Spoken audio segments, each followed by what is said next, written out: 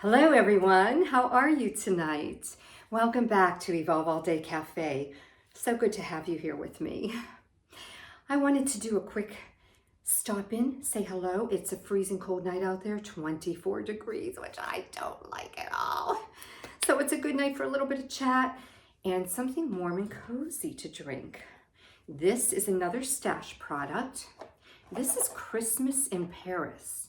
Now, I have not ever heard of this one before, but I found it at a cute little tea shop in a cute little village, not too far from here. And this is flavors of chocolate, lavender, peppermint, vanilla, all good stuff. And then, of course, especially on a cold night, I am topping it off with a little choco vine. And this is from Pleasantly Sinful. This is the chocolate and whipped cream flavor. I also like the dark chocolate and raspberry.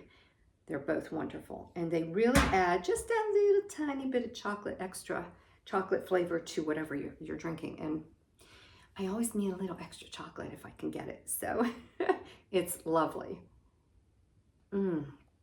Especially on a cold night. Hey, I was thinking, and I was wanting to ask you guys, you know what I really miss? I really miss going into coffee houses like they used to be. I don't know if there's any of those around anymore. And if you know what I mean, this is from way back in the day. You would have couches, maybe velvet chairs, high back chairs, various pillows, maybe some beads hanging. Very, very eclectic and very cozy, very interesting. Like you would go in and have an experience there. And I don't like how all of the places are now. Wooden chairs, wooden tables. You're lucky if you can find like a cushiony chair in a window. Maybe there might be one or two, but it used to be so mysterious and cozy in the way some of those, I guess those were mostly individually owned. But I think even back in the day, Starbucks and Einstein's were cozier than what they are now, if I'm remembering right. Yeah, I just didn't like all that wood and the coldness of it all. Just wondering if you remember those and if you like that.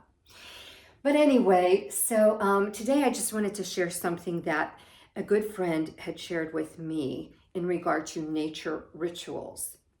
My dear friend Fancy Nancy had sent me these ideas. She knows that I love grounding and that I do love being outside, especially anymore with my bare feet when I can. Not to say this is with my bare feet, but it could be actually. But this is a sun ritual. I am not a morning person, never been a morning lark, born a night owl, always a night owl. But what's really weird is I guess I'm a little bit evolving into a morning person because I am loving this and it is starting my day out in an amazing way. So basically, I perch myself on my front porch in my robe and I watch the sun rise. And there's a lot of cloudy days it doesn't rise, but I'm like still there waiting for it to, like, hoping the clouds will part and it'll show up. But I put on my Enigma song from the show, Following the Sun, and I put that on softly right before it comes up. And then I listen to that while that sun is rising. And that moment is so profound. I talk about micro joys and mega joys, big joys, little joys. That's a big joy, and what a way to start the day. It is there and you can see it. I have my shades on and people are walking past and, like looking at me like, oh yeah, there's that girl again, what's she doing? And I just don't care anymore. One of the things about the fabulous age, I think, is that you just don't care as much. You don't give a crap as much as maybe you used to, because who cares? So I'm watching it go up and it is such an emotional thing for me. Oh my goodness, never expected that. So almost every morning under my shades, there's tears coming down and I'm just giving this gratitude and appreciation for that amazing thing, the sunshine. It's transforming my mornings and I love that. Then I come in and when it's a perfect morning, then I do my 15 minutes of cardio dancing and like I've started my day on a whole entirely new note. And that's wild for me. That is wild. That's a big evolve for me. But anyway, I wanted to share that with you in case maybe it's something you want to do. And it does say to watch through the weeks, through the months, how the sun, repositions itself, which like I never knew that because I never watched the sunrise. So I'm going to make notes of that and see how that goes, which is a reminder that the only constant is change. Everywhere we go, everything's just changes everywhere. And I would like to do some changing before or as the new year comes. I don't know about you, but I make a lot of lists of affirmations and goals, 5 pages usually. So I might have my house goals, my workout goals, my financial goals, my blah, blah, blah. I just have a whole mess of them. And I figure if I accomplish 4, 5, 8, 10 of what I have written down, that's that many more that I probably wouldn't have done if I didn't have it written down, because there is a power to scratching those things off. There really is. That's a lesson I learned from Tony Robbins way back in the day. So anyway, one of the things I do want to be a better mom, a better wife, a better friend, a better person. And I want to, I don't want to hold grudges. I don't really hold grudges. I let everything pretty much roll off my back, I think. It might take me sometimes a little longer, but you know what? Grudges will make you old. They will age you. They will cause me stomach issues. They will stress me out. And it's not something I do. And for anyone who I've had any words with in the past, I would like forgiveness, and I would absolutely forgive in return. Well, not even in return. I will forgive. And if people want to forgive me, great. If not, that's on them. But it reminds me of a quote that I recently saw from William Blake, the great painter and poet from back in the day. And I have to read this because I'll screw it up if I don't read it word for word.